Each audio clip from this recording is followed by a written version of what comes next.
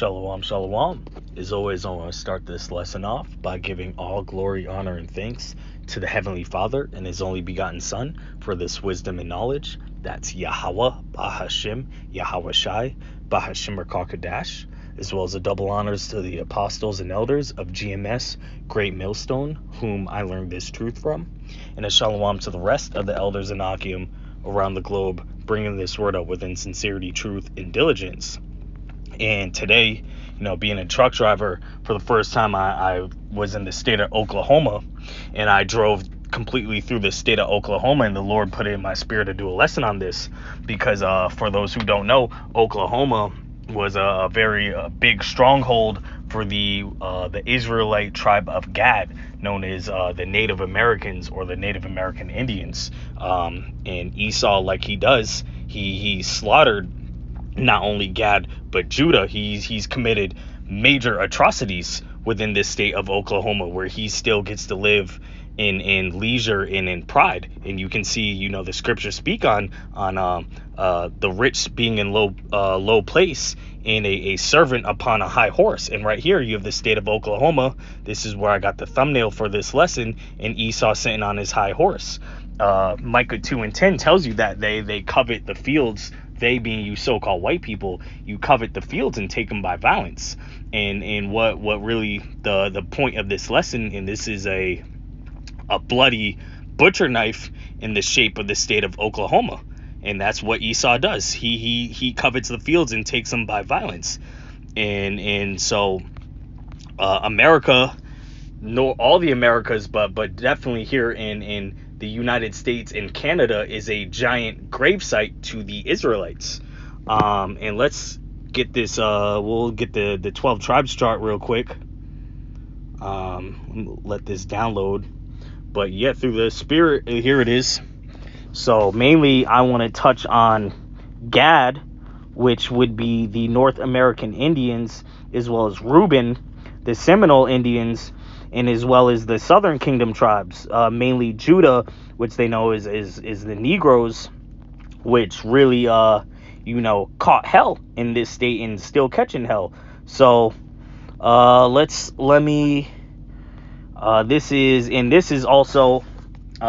is currently in Missouri, a town called Strafford, Missouri, and it says the Indians. And everywhere you go in Babylon the Great, especially being a truck driver and being in this truth, you notice the atrocities that still haven't been forgotten or forgiven over our people. And the scriptures said that we would be a byword. And right here you see Gad being called the Indians right here on a giant water tower in Strafford, Missouri. And right now I'm in Missouri too, and across from the truck stop you see another monument of Gad. So this land, this is the Osage Trail Legacy, and they had it blocked off, and I didn't want to, this kind of felt like an Edomite stronghold. I didn't want to go out of the way and over the fence to read this, but you see right there a big monument of Gad. This is Gad's land, and Esau came through and he fucked all 12 tribes up. So let's get it, because Esau did a lot of dirt. So before I get in the scriptures, two things that stood out, two historical events that I know of and I'm aware of, are first the Trail of Tears. The Trail of Tears, it says, the Trail of Tears, and I love how Esau words this, was an ethnic cleansing and forced displacement of approximately 60,000 people of the 5 civilized tribes between 1830 and 1850 by the United States government. And it's crazy, you call them civilized, but really you're the uncivilized beast. When before Esau, this demon, this devil, got over here to the Americas, Gad in the Northern Kingdom, the so-called Hispanics, they had gold and all types of minerals within the water. The animals were healthy. You had the buffaloes running around. The land was perfectly fine. Esau comes here and fucks up everything, and he calls them civilized. No, you're the uncivilized ones. And he words it so he doesn't say who he really mainly tortured through this atrocity.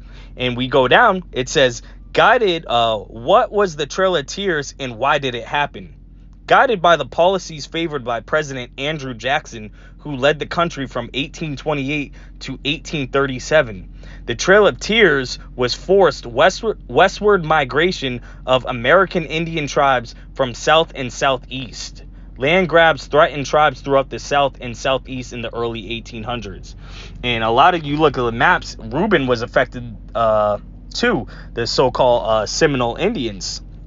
Let's go back to that.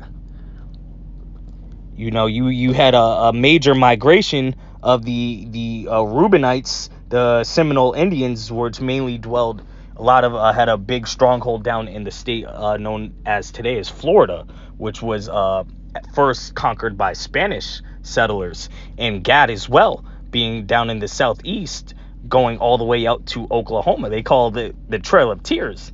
That wasn't no happy damn fun time. And who guided these policies? This devil Andrew Jackson. And we go here. He's on the $20 bill. The comedian Chris Rock said basically our currency is like slave owner trading cards. And right here, this is the devil right on your $20 bill that committed these atrocities amongst our people, and no one gives a fuck. Then speed it up about 100 years. I drove not only through all the state of Oklahoma, but I got to see Oklahoma City as well as Tulsa. In Tulsa, the state of Oklahoma, first of all, was way nicer than I imagined. I was picturing, just giant fields of dust and dirt. No, Oklahoma got trees, rivers, resources, very beautiful state. And then you had Judah, the so-called Negroes dwelling in Tulsa, Oklahoma. And here we go. We have in May 31st, 1921 to June 1st, 1921, the Tulsa Race Massacre.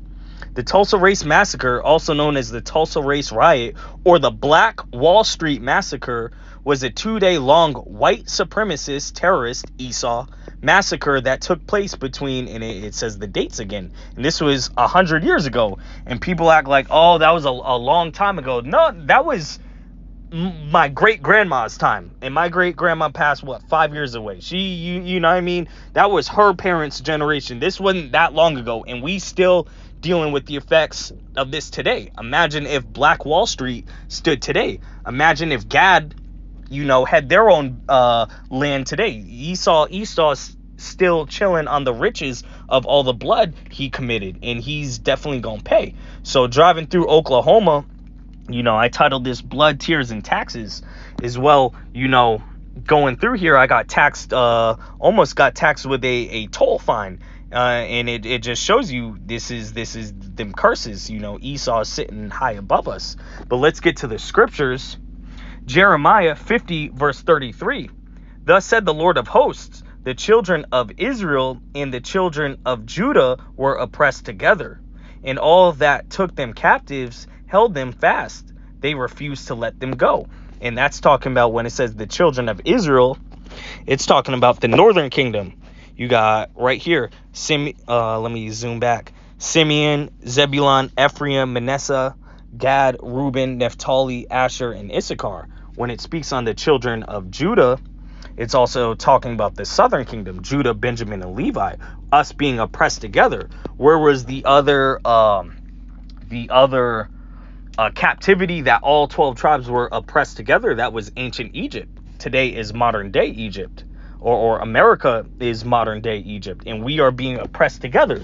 Esau fucked up all 12 tribes, and anywhere you go throughout Babylon the Great, you can see the monuments of the atrocities that he's committed and has yet to be judged for, but it's coming very soon. Okay, let's get another one speaking on the downfall of Gad in their own land. Genesis 49 verse 19. Gad, a troop shall overcome him, but he shall overcome at the last. And that troop is you so-called white people. You done came through and touched down in the Americas and stripped the natives of their land. And this really hit me through the spirit. The head of our camp, Ira Zakah, he's a Gadite.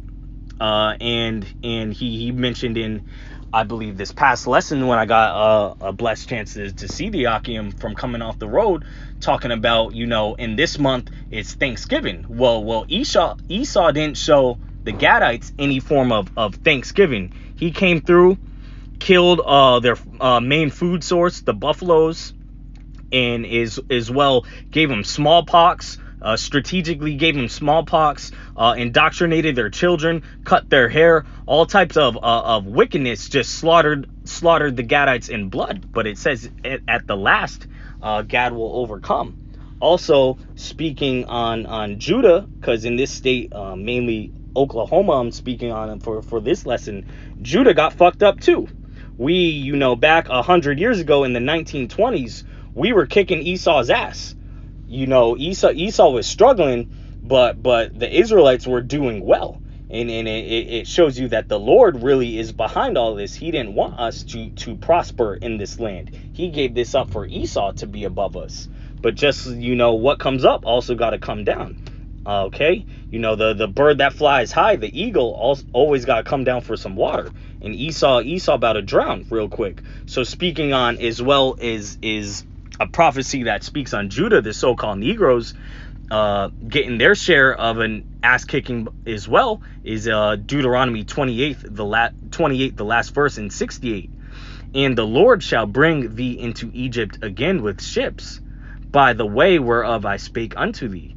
Thou shalt see it no more again, and there ye shall be sold unto your enemies for bondmen and bondwomen, and no man shall buy you. And that's talking about slavery. And when you see the word Egypt, this is the modern day Egypt, because Egypt is right close to the Holy Land of Israel. You could walk from Egypt to Israel. This is talking about a new Egypt. And who came to the Americas on slave ships? We know that being the Negroes, and some of the, as well as the southern tribe, as well as a few of the northern tribe. We came here on slave ships. So that speaks on, this is America was designed to be a jail sentence for all 12 tribes. Let's go further up in the same chapter to speaking on Esau, you so-called white people. It describes you as a nation of fierce countenance. You don't give a fuck about no one, and then you fast forward and act like you ain't did shit. Deuteronomy 28 verse 49. And the Lord shall bring a nation against thee from far, from the end of the earth, as swift as the eagle flieth. And that's when you see eagle, it's talking about you Romans, you so-called white people.